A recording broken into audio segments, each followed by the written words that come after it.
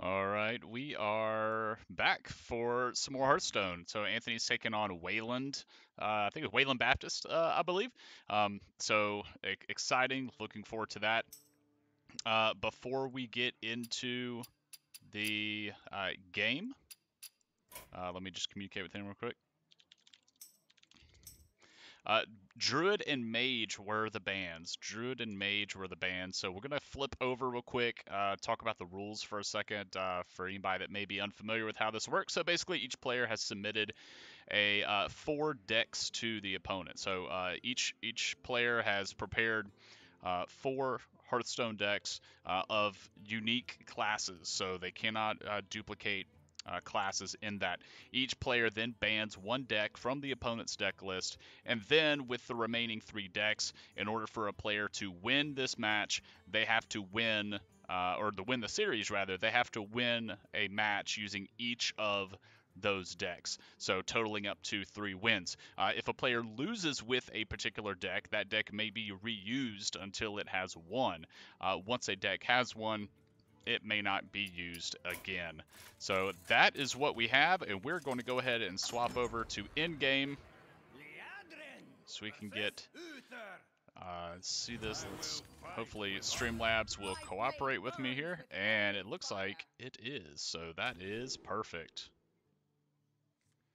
So we're in. Thank you for tuning in. We'll give you an update kind of on where we're at with Hearthstone. This is the Hearthstone National Championship through NACE, and we are currently sitting at 1-2. I believe the rules were stating that in order for teams to get out of the group stage, they need to finish with a record of at least 6-2. So we have basically taken as many losses as we possibly can. We don't need to have any more of those, that's for sure. So Anthony now being able to play his Paladin deck that he was not able to play last week. He was really looking forward to playing this Paladin deck. He had told me about it in Discord, sent me some messages. I was really excited to see all of the Murlocs coming out of this. So he was able to get it. It looks like maybe his Druid got banned, and I believe that Anthony banned the Mage from the Wayland player. So this is where we are at. So an early advantage here from Anthony, but we do see a quick defense set up here for Wayland with the double taunt cards coming through. So as we look through, we're looking for a lot of just overwhelming board presence here from Anthony with all of these with the Murloc. So he's already got 2 on the board. They could just be really overwhelming, and there are a lot of cards that can buff up Murlocs that are all on the board. You know, give them all additional attack, additional health, other sorts of flavor text onto the card. So be looking for some interesting play there. Again, a lot of that's going to be, you know, kind of RNG if he's drawing those cards, but he does have some mechanics built into the deck to help him favorably draw some of those. Wayland did start first, so Anthony is sitting on the coin. So we'll be looking to see him maybe make a swing with playing a card that's a higher cost value than what he would normally be able to. The Strongman coming through, so he's going to be able to set up for that later on. You do see the 10 cost in his hand right now. As we see another legendary coming out, Nosdormu the Timeless. So we instantly go to 10 mana crystals. So this is going to get spicy real fast. We have the secret play coming out. I did not get a look at the secret here. It's never surrender. When your opponent casts a spell, give your minions 2 health. And the Paladin does have some spells. So surely that secret is going to be revealed. But a good setup here from Wayland. And there's the secret coming out. 2 health onto Nosdormu as well as the prize vendor. But we do have this lifesteal Divine Shield taunt minion right here that's going to put in some work here trying to, you know, keeping the Wayland Paladin healthy.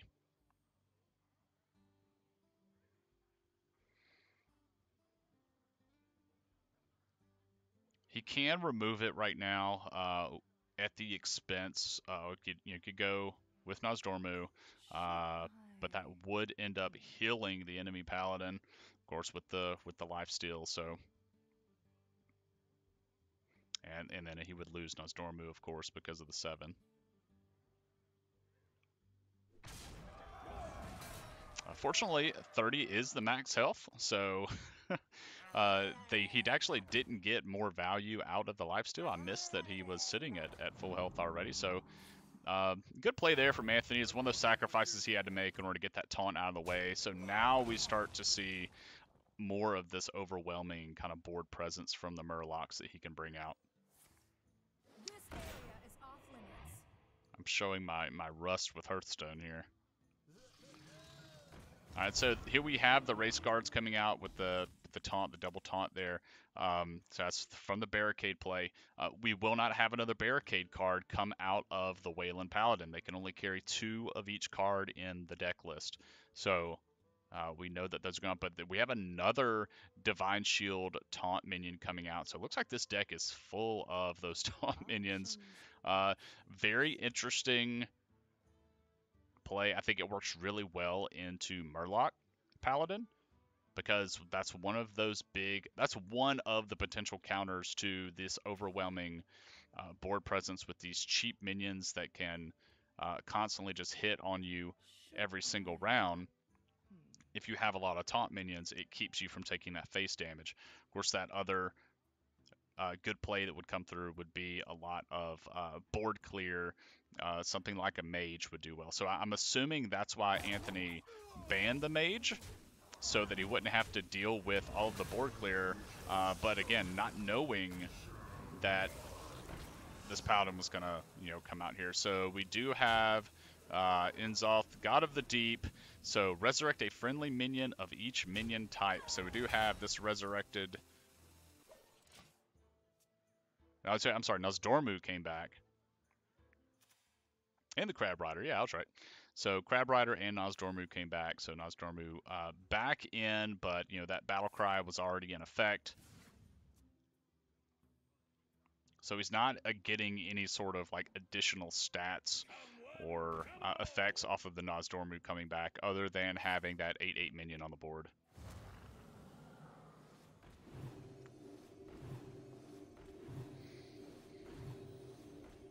Massive board presence here from the Wayland Paladin. So now we'll see what Anthony has to get rid of these. He does have the Carnival Clown.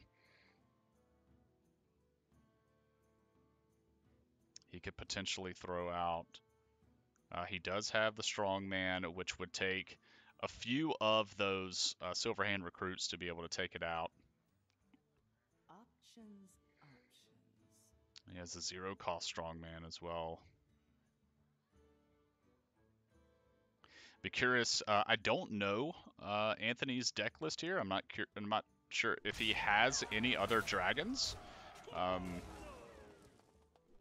because the Red Scale Dragon Tamer is in hand. It has that Death Rattle 2-draw dragon. So the Strongman being played here, really well done.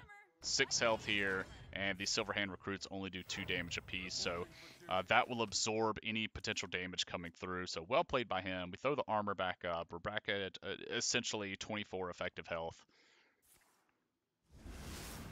Consecration, old school paladin spell there, used for board clear. It's good timing for the Wayland Paladin to bring that in. This is, so Anthony, of course Anthony, and then Wayland Baptist is the enemy paladin.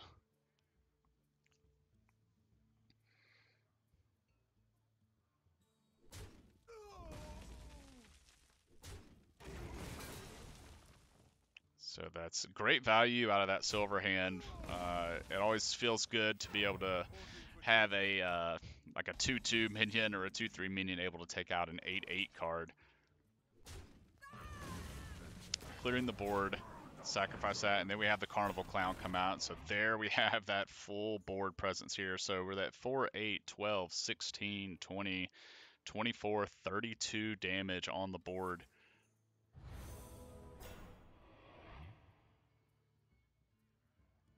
quick defense being set up. He is gonna be able to take out the race guard pretty easily. He does not have lethal on board, I think. So we'll definitely... Does look like we're going to be going at least another round, and that secret's going to come out too. Reporting for duty.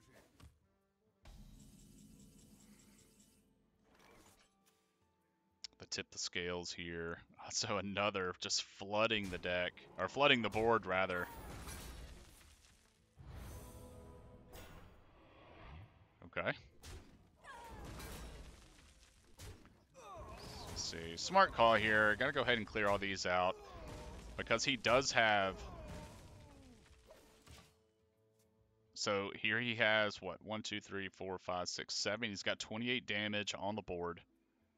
34 effective health here onto the enemy paladin. So he's kind of digging right now to see what he can do to try to prevent some of this. But, you know, I can see a lot of damage being dumped in here. If this board does get cleared, he does have tip the scales to be able to play next round, and then he can have all of that damage to play the following round after that. So it does look like we're going to go at least 2 more rounds with this. A couple of secrets coming out here from the Wayland paladin.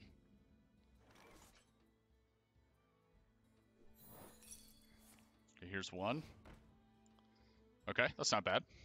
So it's just gonna kind of eat more damage. We are gonna lose one of our carnival clowns, but here we have now this secret could be dealing with damage. Doesn't look like it. All right, so be curious if this is a spell secret or a lethal secret, perhaps.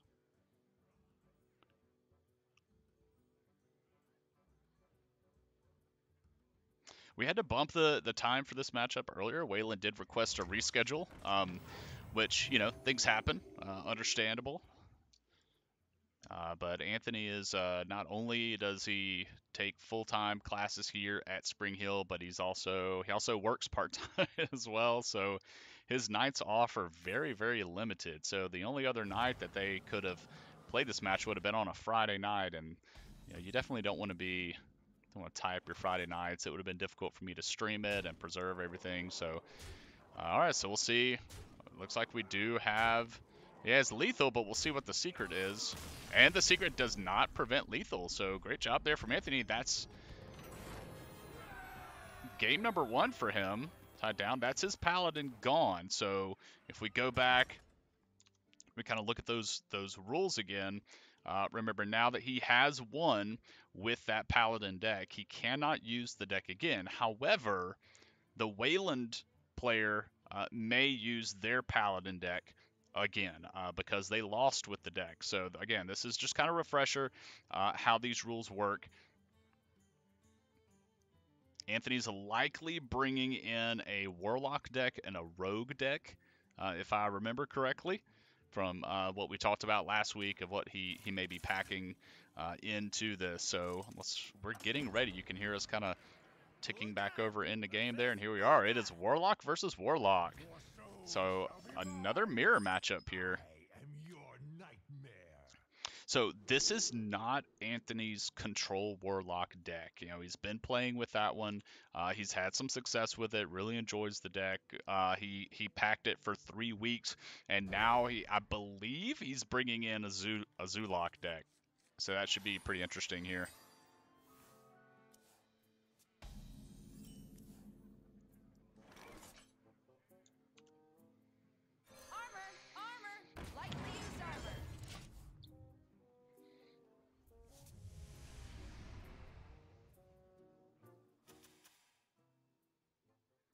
Okay, so that was actually pretty favorable. Again, Hearthstone, very heavily RNG favored, so that, you know, random number generator, basically a lot of things are random. You don't know which cards you're going to be drawing.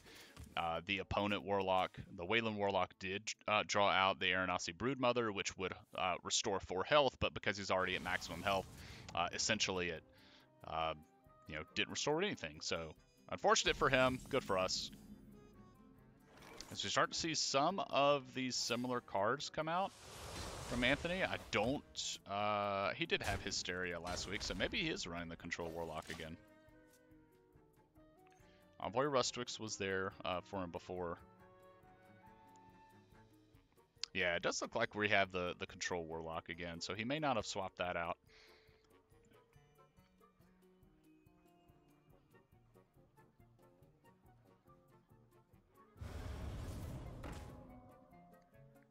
The summoning portal can be really, really annoying playing into, because although it does have no attack, it can't do any damage to you. The passive on it, I say passive, basically the effect on it is that now all of the minions in hand would cost 2 less. So that is a very smart move from Anthony. Just go ahead and take that out. Even though it wasn't threatening as far as damage-wise, he was going to take face damage from it. It would enable the Wayland Warlock to be able to put a lot of minions on the board for cheap. So we do have those soul fragments coming in. We see the Soul Shear. This is a card that we've seen Anthony use for the past, really, 3 weeks. So here we are. We're in week 4 of the season now, and he's still packing that. It seems to favor that. Dark Skies coming in. So yeah, this does appear to be that control deck that he's run. I don't think he's made any changes to it.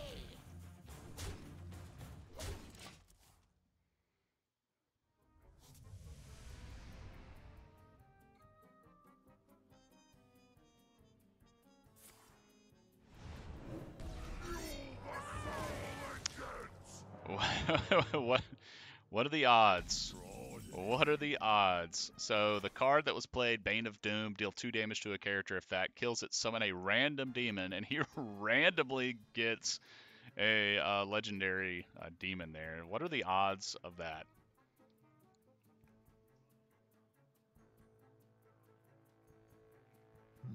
So it does have the effect on here, whenever you draw a minion, summon a copy with Rush that dies at the end of turn. So he's looking to get rid of that too, because those effects can really pile up, and it's going to give a lot of really good draw for that other Warlock. The Acidic Swamp Ooze, not really going to get any effect out of that Battle Cry. Warlocks don't pack weapons. The Master gave me many gifts. Why do you call? Alright, the Voidwalker. A staple of the Warlock class. But we do have Xavius coming out, which also has the effect on after you play a card, summon 2/1 Satyr. So this is another one that he's looking to get out. This board can get full of minions. Every time he plays a card, we have another minion being summoned there. So let's see what Anthony does here.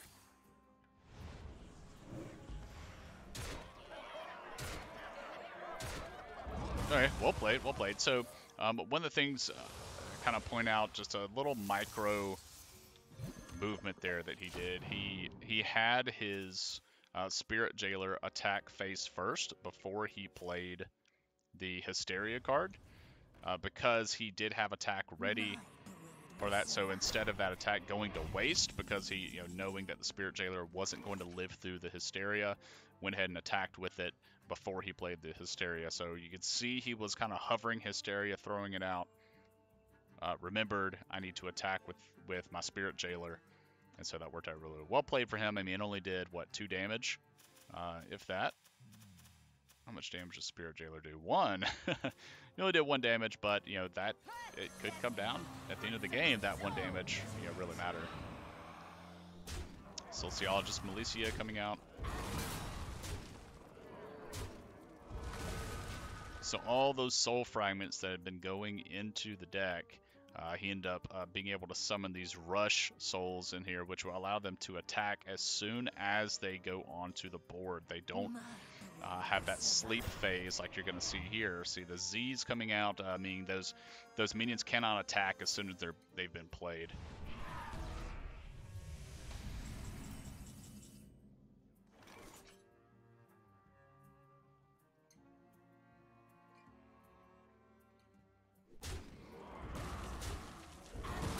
Okay, getting rid of the taunt. Minion throwing 5 damage to the face, and then we have our card that we've seen nearly every weak here. The Kartut Defender, Taunt, Reborn, Death Rattle. So of the 2 times that he's going to die, that's going to restore 3 health each. So we have 6 health incoming if things get really bad. Pathetic depicts ends here.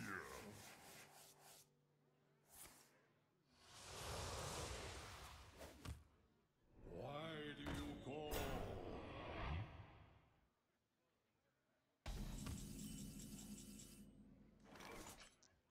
Okay.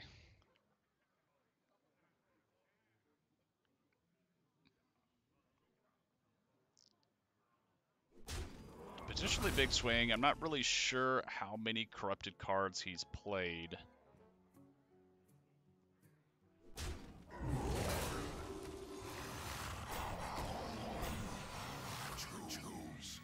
So we have 2 of the defenders out there. Since demons, we're going to draw some of those out.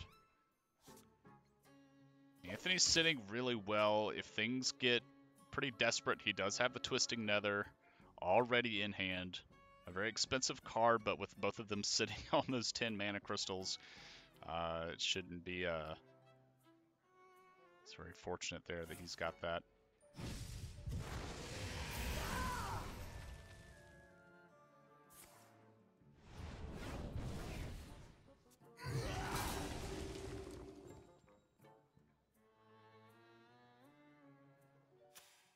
It's curious that they use Siphon Soul on Milicia instead of the Defender here.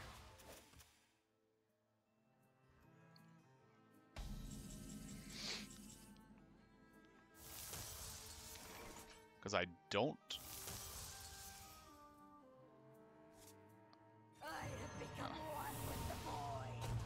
Alright, Solarian Prime. 5 random mage spells. Here we have the RNG coming through. Did not get any usage out of that, although we did get 1 secret in here. Summon a random 4 cost minion, and then we also have discover a spell damage minion. So amplifying the spell damage that could come out. Unfortunately, that's minion damage there. Minion damage. Yeah. That is unfortunate. So he doesn't have any spells that do damage to face, but I think we'll be okay now.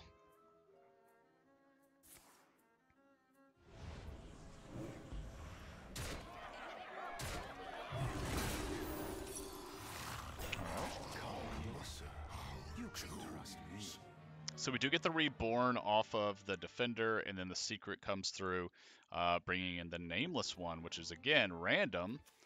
Again, it's a random 4-cost minion, and he does end up bringing in a Legendary, but he doesn't get the effect of the Battle Cry.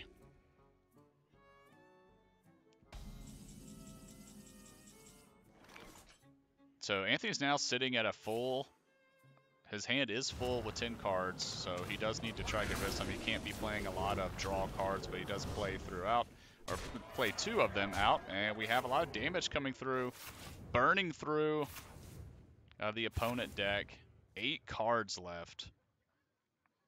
That Ticketus getting rid of 5 of those cards, so if somehow this goes all the way, and the opponent gets rid of these, or draws the rest of these cards in there, it will start damaging them each time they go to draw.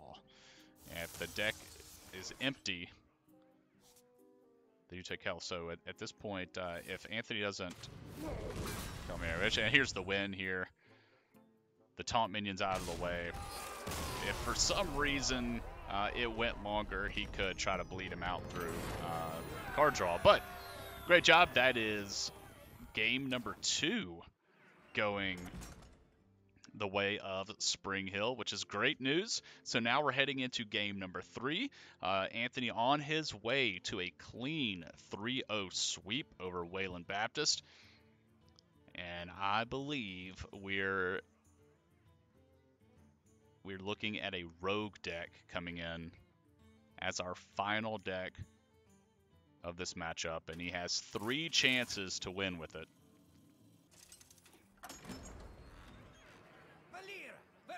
Your soul shall be mine. We do have the Rogue coming through. Your back. Rogue, my personal favorite class, so I'm always excited to see it get played. Like the combos that it brings in preparation, a really good card to keep, especially early. You can get some kind of cheesy plays early with that because of it reducing the cost of spells. So off the bat, if somehow the Wayland Warlock was able to drop in a 4 health minion, Anthony could clear it with only 1 mana.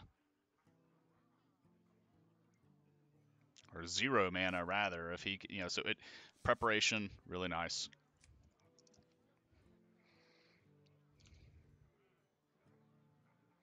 The timer ticking down. I'm wondering if we have any.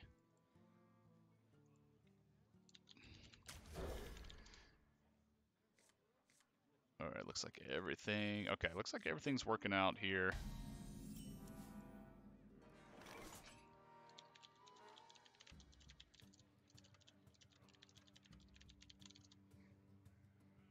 All right, sorry, dealing with some some other Discord DMs. We have Fortnite playing tonight and Valorant playing tonight as well. So the life of the esports head coach when you don't have a full staff, right? You pretty much do everything.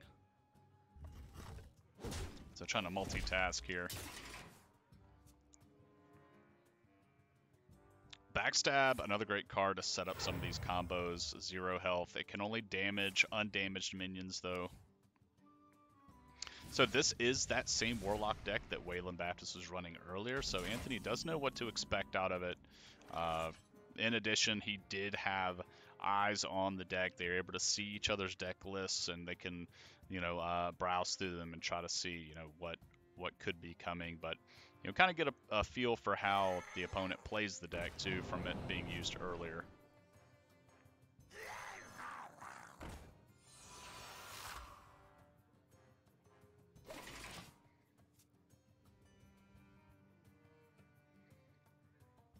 Rogue, typically a very aggro deck, so we could see this matchup not last very long. But we do have the taunt minion kind. That's going to slow things down a little bit. But if he wanted to right now, he could take out the Midway Maniac with throwing a backstab, and the Eviscerate is gone. Okay, I missed him. I missed his use of the Eviscerate.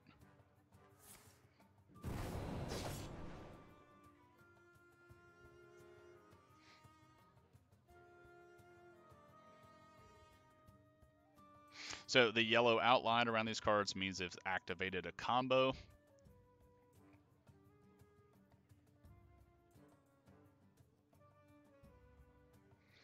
He does not have enough damage just out of the minions to take out the taunt, but he would have to attack with the rogue, and he would be able to do it. So here, the Goblin Lackey, that very fortunate that he was able to draw that.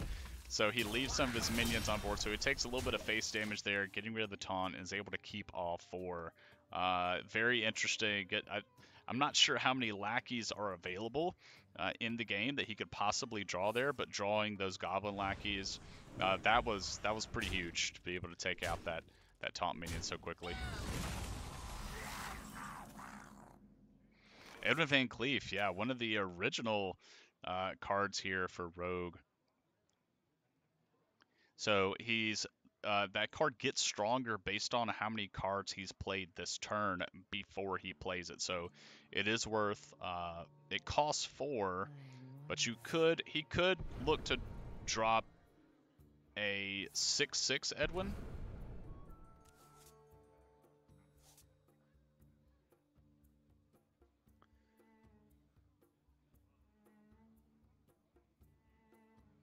Or an 8/8 Edwin. I'm sorry, yeah, 6/6 Edwin. Dropping the preparation, then throwing out the lackey. There, okay, 8/8 Edwin. All right.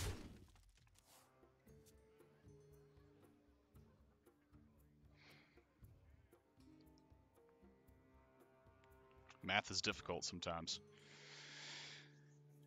We have Random in the chat throwing a purple up. Appreciate that. We are on a 5-minute delay, so I'm sorry about that.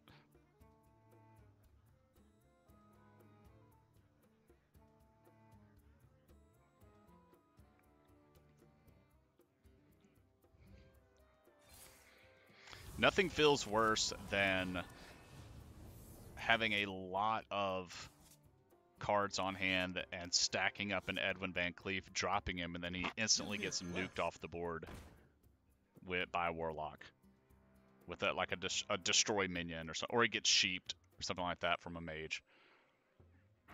The questing adventurer, yeah. So here's another one, throwing a bunch of low-cost minions on low-cost cards in the deck. So he's gonna save these because he wants to. Okay, no, he's not. Okay, I'm sorry. It actually, he's gonna. Okay, he keeps the health and the mana, so he's gonna keep buffing up the questing adventurer there.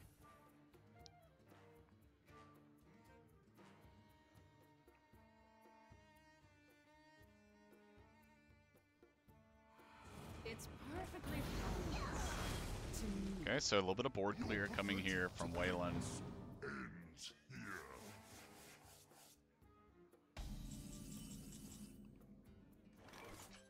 Alright, so we have the Brain Freeze available, which is also going to buff up the questing adventure. So look for a lot of cards being played here, buffing it up before he takes the attack with it. He draws a Preparation, which is also going to buff it. He's going to be able to play Brain Freeze for free. He can still drop the Prize Plunderer. So he's probably doing some quick math right here. 8 and 6, we have 14. I think he can do it.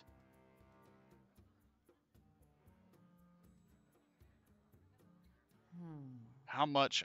Let's see how much he can throw the Preparation. 1. This one's free, so he's still going to be sitting at 5. So that's going to be 2 cards. He could drop these 2, 3, 4. So he's going to buff this up to 10. 8. He doesn't have enough. That'll be 18. He has 18 damage.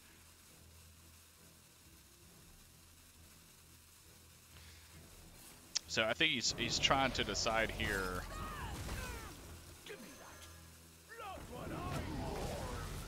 Okay, so he's gonna get 16 out. Keep the Preparation for next round. Yeah, this is do or die here for Wayland. If there's no taunt minions coming out or some board clear, this is definitely gonna be it. A Twisting Nether would be awesome right about now.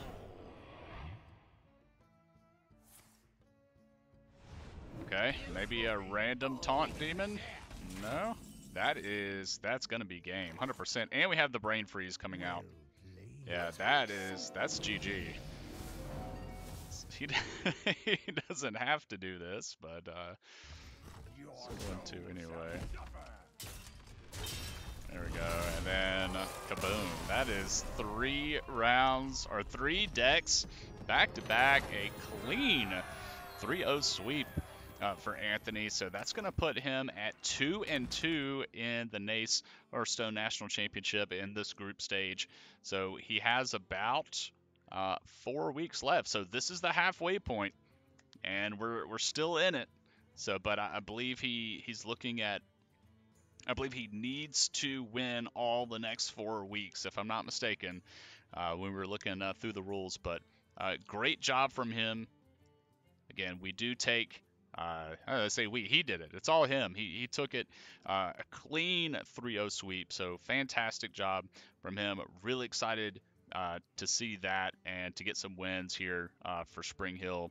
Anthony is a little bit of backstory. He was on our League of Legends team. He was our AD carry. This is his senior year, and our League of Legends team just wasn't able to get things together. We had some issues getting the team together in order to get in order to compete for the spring. So that fell through, but he's still eligible, and I want him to be able to do something. And fortunately, this opportunity came through where Nace was doing solo Hearthstone, which is awesome because there are so many programs that are doing 3v3 Hearthstone. Even the Hearthstone Championship coming out from Blizzard is 3v3, and we don't have 3 players here at Spring Hill. We're a small private college. Our total enrollment's about 1,400. So, and when you look at all these other schools that have these big esports programs, they have a big pool to kind of draw from, and we don't. All of our is going to be based off of recruitment, and so we, based on the students that we already have, before we have our first recruiting class come in, because we haven't had a recruiting class for esports come in yet. This is our first year doing this. Then we're working with what we have, and right now we don't have 3 students that play Hearthstone. We have 1, and he is now 2-2 in the group stage for the Hearthstone National Championship. So it's really awesome. Congratulations, Anthony. You deserved it. You're doing a great job, and we look forward to seeing him next week. Thank you for tuning in. Normally, we would be moving into Valorant right now. However, Valorant is actually being cast and streamed as the featured matchup on Conference 1's Twitch channel. That's going to be twitch.tv/CF1 Esports. We will be hosting it here on our Twitch. So if you didn't catch that and you don't have you don't remember what it is, you don't want to go there, that's fine. We'll host it. Just come right back here, and you'll see our Valorant squad in action versus SLU. So that should be a really good matchup and have better commentators. You won't have to listen to me, which is fantastic. So again, thank you for coming in. Thank you for supporting the Badgers. And be sure to tune in here in about 2 hours is when Valorant is going to start. So come right back here, 2 hours, see Badgers Valorant taking on SLU. See you then.